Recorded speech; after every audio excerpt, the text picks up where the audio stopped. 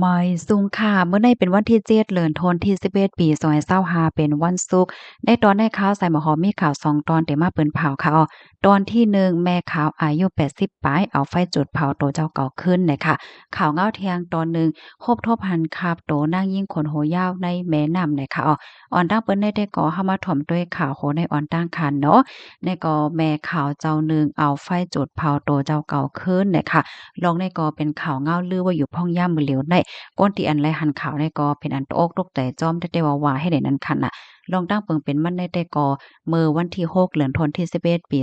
2025ข้าวยามกลางในเจ้าเต็งขึ้นจ่ายปลาย10มินิตค่ะผู้มีปนพรข่าวไล่หาบเติงลาดว่าตีเปิ้นตีตื้อกำศีลถ้ำตีหนึ่งอันมีไว้อยู่ดีหมู่ตี21เอิ้งป่าอ้อดอนชัยเจเว้งเมืองใจดอนเก้งไฮนั่นมีแม่ข่าวเจ้าหนึ่งเอาไฟเผาขึ้นตัวเจ้าเก่าถึงตีซำปอเจ็บหมาดเฮ็ดจังได๋คะนะกำในภูมิพลพรเขาเนี่ยก็เลยลงปื้นตีเสและกว่ากดทัดด้วยเพื่อว่ากว่าถึงไหนก็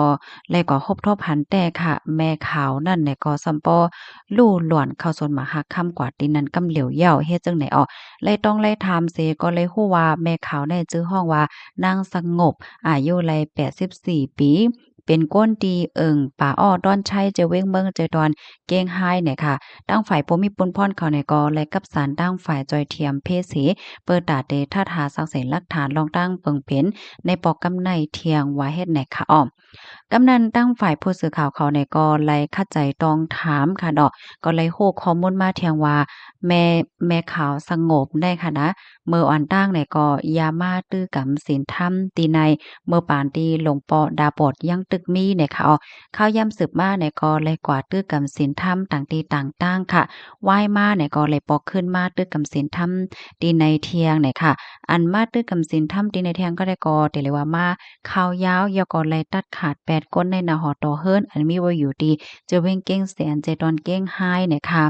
แม่ขาวมาตื้อกำศีลธรรมตีในแน่เจอเมอปี25ปาก66เฮ็ดไหนค่ะอ๋อแม่ขาวได้เป็นก้นตีเข่งแข็งในตอนของตื้อกำศีลธรรมเตๆวาๆเนี่ยค่ะ เมื่อปานหลวงปอดาบทยังตึงมีอยู่นั่นในแม่ขาวแน่ยังยามเต็บนิ้วกอยเหี่ยวก็หลู่ต้านปันหลวงปอจังแหน่ก้อยกะว่าหลวงปอได้ก็อำเอายังว่าดีแม่ขาวว่าเฮียงไรเฮ็ดจังไหนอำต้อนยำสั่งสอนให้เฮ็ดจังไหนในอ้อในค่ำคืนวันที่5เนาะก็เป็นวันลอยกระทงเป็นวันเดือน12โมนค่ะที่ตื้อกำศีลธรรมก็มีหลวงตงเหนึงนั่นน่ะเนาะอำว่าจะเป็นก่อกองทรายไตเต้น ลอยกระทงว่าสังหวะจังได๋อะค่ะเพราะว่าฮอดถึงมาขิงข้าวยาม11โมงกลางคืนเลยค่ะนะก็ไล่หันแม่นไฟลุกไหม้เฮ็ดจังเนี้ยเผื่อว่าแล่นกว่าตุ้ยเนี่ยก็เลยคบทบหันแม่ขาวสงบในถูกหญ้าไฟไหม้ไว้อยู่ค่ะเนาะกำใดก็จังจอยกันเอาน้ำมาโฮดไฟว่าซังว่าเจิ้นนายเฮ็ดเนี่ยค่ะอ้อก็คาล่ำว่าแม่ขาวสงบแน่เรียบเตห่างแฮ้นไว้ข้าวไก่เหย้านั่นค่ะน่ะเนาะอำว่าได้เป็นน้ำมันเนี่ยเนาะก็เปิ้คบทบหันอันเป็น น้ำมันหมักเปล่าในเป็นหลายเตาเฮ็ดจั่งใดค่ะนะก็คาร่ำว่าเอาน้ำมันในมาโคตรตีเสื้อผ้าเสื้อโคโคตรจ้อมโตจ้อมคิงเหี่ยวก็เอาไฟจุดเผาเฮ็ดให้อ้อมไล่ฮู้แทงว่าแม่อันก้นในปื้นตีค่ะเนาะเปิ้นนี่ก็ลั่นในแทงว่าแม่ขาวสงบในมีไว้ตั้งเป็นแก่นสาลำไส้เนี่ยว่ามีญาติพี่น้องมาแอวมาจ่ายมาหาเฮ็ดจั่งใดอ้อ มือพ้องที่อันเปิ้นต้งหนึ่งในวันลอยกระทงอยู่นั่นในคณะแม่ขาวเนี่ยก็สำาไรเฮ็ดกว่าจึงไหนเฮ็ดเนี่ยค่ะอ้อปะยอก็แม่ขาวได้ไล่เอาพื้นลิกค่ะเนาะอันเตรียมไว้ความในอกในใจนำมาแหนเฮ็ดแหนเนาะในลิกนั้นก็เตรียมว่าตั้งใจตั้งข้อที่เฮ็ดไฟสายเหอแรงเปิดตาเตโหลต้านปันพุทธาพระเป็นเจ้าเป็นปอกกำเลื่อนสูตรเฮ็ดเนี่ยค่ะว่าเฮ็ดนั้นเหี่ยวแลในอันเป็นก้นในพื้นที่เขาสังสิงในเปิ้นเนี่ยก็อำวนน่ะมีหางนั่นค่ะน่ะเนาะเปิ้นก็วนว่าเดไตเต้นว่าไต้หวันซัมมีว่าสังว่าเฮ็ดจังได๋นั่นน่ะเนาะไผแลก็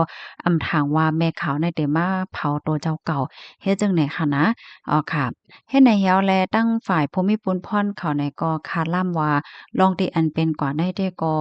เรียบเตเป็นแม่ขาวขึ้นเฮ็ดดีตัวเจ้าเก่าขึ้นก้วยมีลองทางเทิมตานเจอตังเปิงเฮ็ดจังได๋คะอ้อ อ๋อค่ะก้อยกะว่าจึงหือเกาหลีเนี่ยค่ะเนาะภูมิปนพรเขาได้ก็แต่ต้องถามลองตั้งไลน์โหย้อยย่ำมันกว่าว่าไหนอ้อข้อมูลตอนในค่ะเลยปีมาที่ห้องการข่าวมาในจาออนไลน์ต่างไว้เนี่ยค่ะพี่น้องค่ะถ่อมข่าวโคในเย้าหันถึงจึงหือพองค่ะเนาะหลายๆก็ปันตั้งหันถึงอยู่ตั้งนำค่ะดอกเฮียงและเฮ็ดจังไดการเฮ็ดติโตเจ้าก็ขึ้นในป้อว่าเอา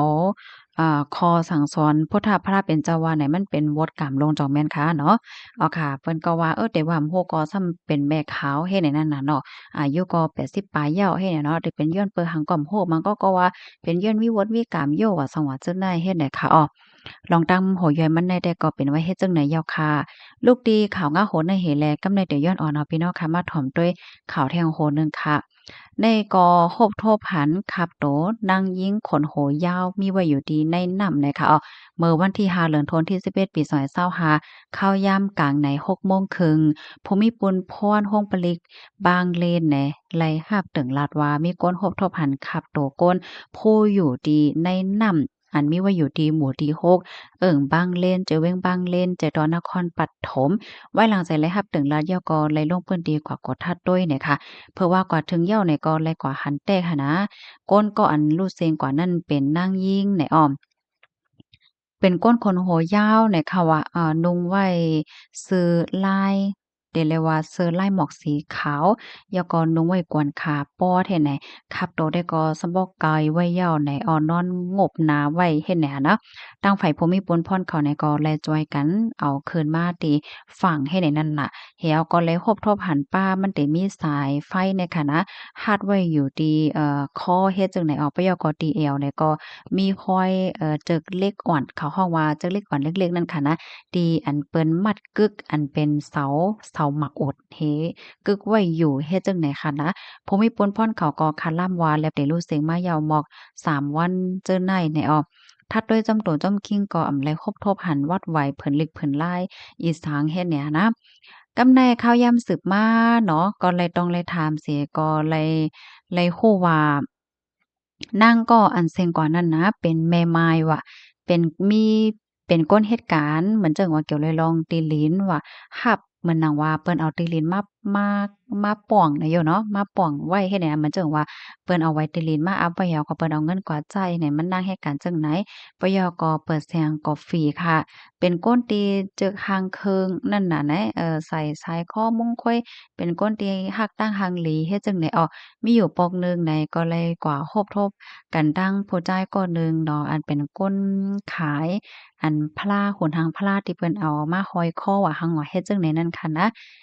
ที่อันอยู่ที่เจเว้งกำแพงแสนเจตอนนครปฐมแนวข่าวยามสืบมาเนี่ยก็เป็นเม่เปิ้นซ้ำคู่นั่นน่ะว่าเขาสองก็ได้ลักเลียนกันเฮ็ดให้เบิ่งเป็นโปรแกรมใดก็มันได้เกี่ยวข้องจ้อมลองได้หือในเปิ้นก็มีรองถังเทิมไว้อยู่เฮ็ดให้พี่น้องเฮาค่ะอ้อ ก้อยกะว่าภูมิพลพรเขาแต่ก่อแต่เงินหารองตั้งโหย่อยเยี่ยมมันสืบกว่าว่าเป็นย้อนเปิดสังได้แต่เฮ็ดจังได๋ค่ะ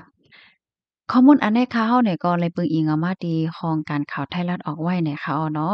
ยินจมกูก็ที่รับถอมปันแห้งค่ะย้อนให้อยู่เลยกินหวานในรอดเพศกันค่ะเนาะเกี่ยวกับไปลองข่าวเงาที่อันรับถอมกว่าค่ะเนาะป้าแจ่มขาวแม่ขาวนั่นพี่น้องค่ะหันถึงกันจังหือพองปันตะหันถึงมาหลายค่ะนะค่ะหมอยทรงค่ะ